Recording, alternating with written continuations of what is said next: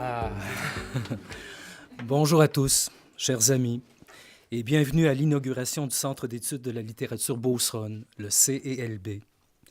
Permettez-moi de saluer plus personnellement notre directeur général, M. Mario Landry, notre directrice des études, Mme Rachel Aubé, ainsi que son directeur adjoint, M. René Allen. Ce que nous vous dirons ne devrait pas durer plus d'une vingtaine de minutes, après quoi nous vous inviterons à vous servir, puisque, pour l'occasion, un goûter vous est offert par la direction des études.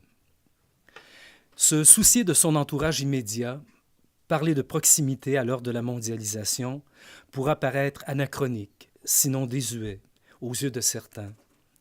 Toutefois, nous sommes d'abord la fille ou le fils de quelqu'un, l'enfant d'une rue, d'un quartier, d'un village ou d'une ville, la femme ou l'homme d'un paysage, rural ou urbain. Il y a des empreintes qui s'effacent, d'autres qu'on voudrait effacer. Il y en a aussi d'indélébiles, et elles nous ramènent souvent au petit liré, dont parlait au XVIe siècle Joachim du Bellay, dans son sonnet « Heureux qui comme Ulysse », alors qu'il avait la nostalgie de son village natal. La littérature beauceronne est une littérature de proximité. Elle existe avec modestie, mais elle n'est pas sans éclat, sans intérêt, sans profondeur. Elle compte quelques grands écrivains, quelques solides témoins de notre société régionale ou de la société québécoise et par conséquent de l'âme humaine. Pourtant, cette littérature n'est pas assez mise en lumière. Elle apparaît trop rapidement au registre des objets perdus, car c'est bien un savoir socio-historique ou socio-culturel qui, ainsi, s'évanouit trop souvent dans les limbes de l'indifférence et de l'oubli. C'est pourquoi, avec le support de mon entourage, j'ai souhaité attirer l'attention sur la littérature beauceronne, car elle le mérite. Elle mérite d'être connue, lue, rassemblée, étudiée, commentée. Elle a ses écrivains vedettes, dont quelques-uns des plus importants sont William Chapman, un pionnier, Marius Barbeau, Luc Lacourcière, Madeleine Ferron, Jacques Poulain, Renaud Longchamp, Hélène André-Bizier, Daniel Lessard et M. Marc Gagné, aujourd'hui présents, avec son épouse, Mme Monique Poulain, auteure elle aussi. Il y a de plus dans cette littérature le savoir de ceux qui ont tâché de suivre le fil de notre histoire, le savoir de ceux qui ont retracé le parcours de nos prédécesseurs, c'est-à-dire Honorius Provost et tous ses descendants, des historiens régionaux tels que Roger Bolduc ou André Garand, ou encore des membres des sociétés historiques qui ont publié des documents qui devraient nous préserver de l'amnésie. En fait, ma première découverte a été de constater à quel point les écrivains beaucerons sont nombreux, autour de 300 selon mes estimations, et à quel point certains ont donné des œuvres inattendues, surprenantes. En effet, parmi ces écrivains ou ces chercheurs écrivains, il y en a qui offriraient à un étudiant à la maîtrise des sujets remarquables si, par exemple, il se livrait à l'étude de l'œuvre de Charles Doyon, originaire de Sainte-Marie, journaliste de son métier et poète rattaché au courant surréaliste québécois. Il y a aussi des cas uniques, comme celui d'André Mathieu, qui, avec plus de 60 romans, assumait son métier d'écrivain sous toutes ses facettes, depuis l'écriture jusqu'à la distribution de ses œuvres, en plus de jouir d'un lectorat fidèle. Il y aurait également de quoi dresser le bilan du travail accompli par les éditions du Mécène, de Saint-Prosper, et que dire de l'émergence des jeunes auteurs. À cause de tout cela, dans la mesure de ses moyens, le CELB a pour mission de répertorier les œuvres, de se les procurer, de mettre en évidence la production littéraire beauceronne, de la faire connaître, de favoriser la référence au corpus, c'est-à-dire le mettre à la disposition des élèves du cégep Beauce-Appalaches, des professeurs, des chercheurs et du public. Favoriser aussi l'étude critique du corpus, favoriser les travaux de recherche sur l'identité beauceronne et l'analyse du corpus.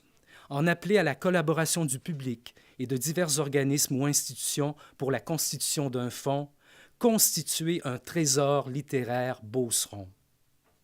Pour vous donner un aperçu du CELB et par ricochet de la littérature beauceronne, permettez-moi de vous présenter brièvement son site Internet.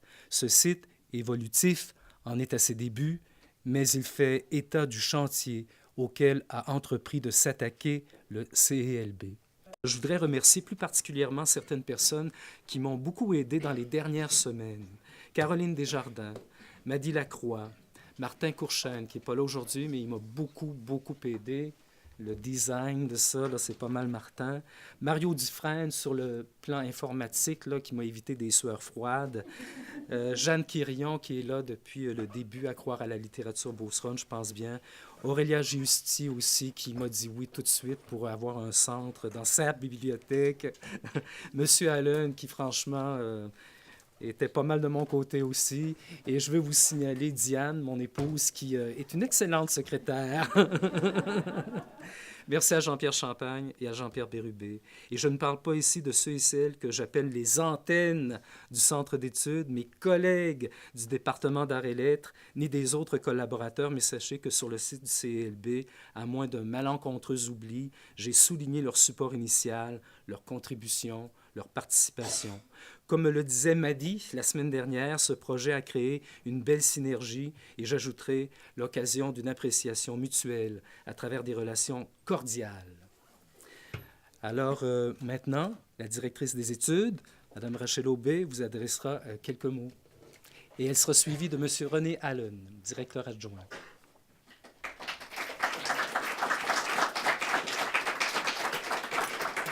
Bien, merci, Paul-André. Alors, je suis vraiment fière aujourd'hui. Je pense que Paul-André, tu avais ce projet-là, je dirais, il y a 4, 5 ou 6 ans à peu près. 2009. Bon, je n'étais pas si pire. Et Paul-André était venu me voir pour me parler de ça. Et finalement, il a soumis un projet dans le cadre du volet 3 de la tâche. Alors, c'est un projet pour les développements pédagogiques.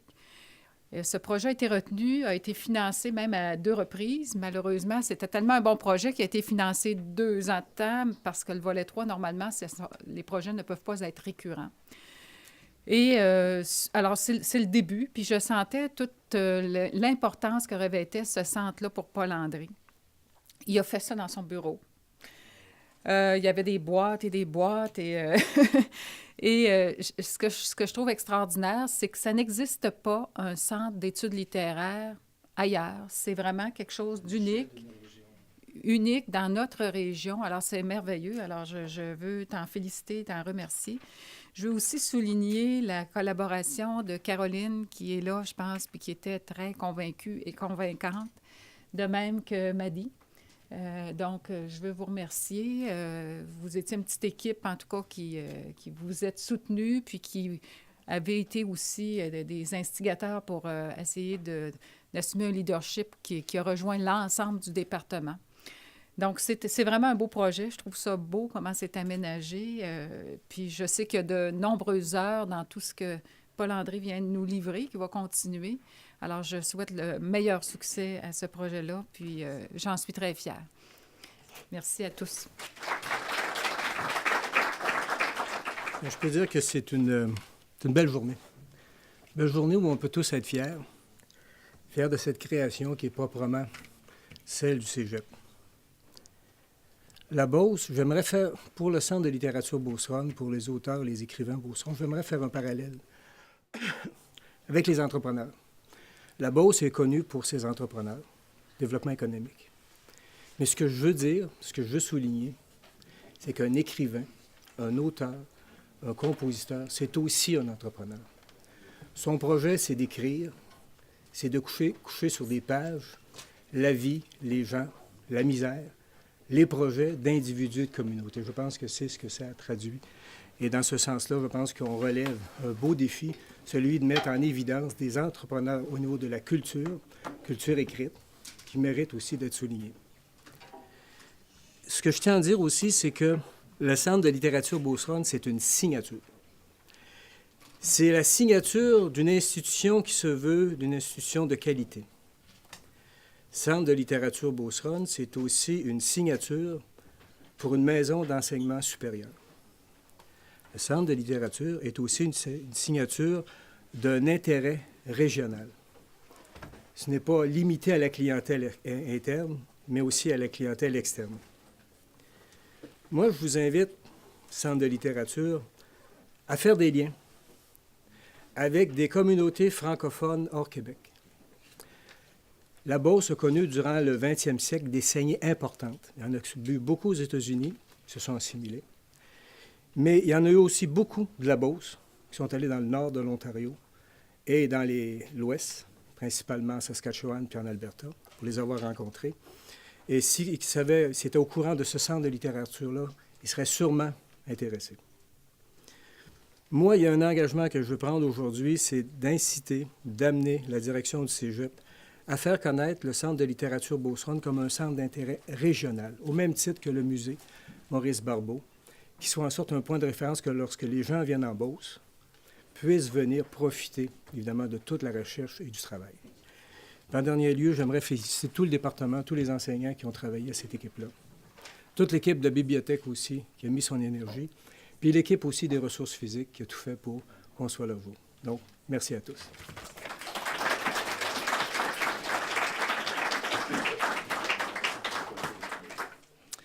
Le Centre d'études de la littérature Beauceronne a bien sûr des visées pédagogiques.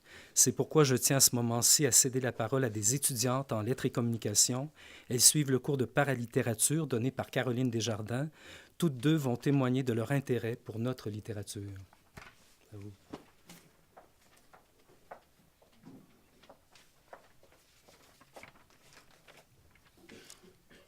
Bonjour, c'est avec beaucoup de fierté que nous accueillons aujourd'hui au Centre d'études de la littérature Beauceronne pour son inauguration. Je m'appelle Samantha Boucher. Et je m'appelle Raphaël Laverdière et nous sommes toutes deux des étudiantes en arts et lettres. Nous sommes ici afin de vous présenter le projet que nous réalisons dans l'un de nos cours de lettres en lien avec le centre. Chacun des étudiants de notre classe a choisi une œuvre paralittéraire d'un auteur beauceron dans le but d'en produire une étude. Les meilleures de nos analyses seront publiées ici au CELB et pourront contribuer ainsi à développer la recherche effectuée sur la littérature beauceronne. Les informations que nous recueillons au cours de nos recherches à propos de nos œuvres et de nos auteurs serviront à enrichir le site Internet du CELB. Raphaël et moi, nous sentons privilégiés de découvrir et de faire découvrir à notre groupe Daniel Lessard, qui est originaire de Saint-Benjamin. C'est un grand journaliste politique et ancien étudiant ici au temps du séminaire. Samantha, elle va analyser le roman Le Puits de Daniel Lessard, puis pour ma part, j'étudie le best-seller historique Maggie, dont l'action se déroule près d'ici à Saint-Benjamin puis à Cumberland. Nous trouvons agréable de lire un roman qui se passe dans notre région, dans lequel les personnages s'expriment dans un langage d'époque avec toutes ces expressions si colorées telles que « je naissais avec un protestant », un collab de revenants, ensuite il y a se soincer les ouïes, et puis passer au sauvage, et il y en a plusieurs d'autres évidemment. Si vous voulez en connaître davantage sur nos œuvres et nos auteurs, on vous invite à venir nous parler. Je vais inviter mes collègues à se lever pour qu'on puisse vous reconnaître.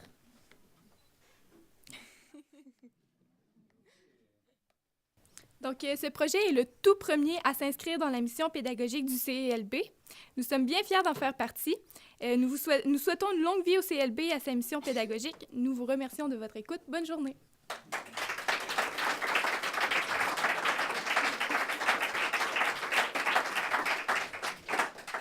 Alors, c'est à peu près tout. Je vous dis merci à tous. Au plaisir de discuter avec vous.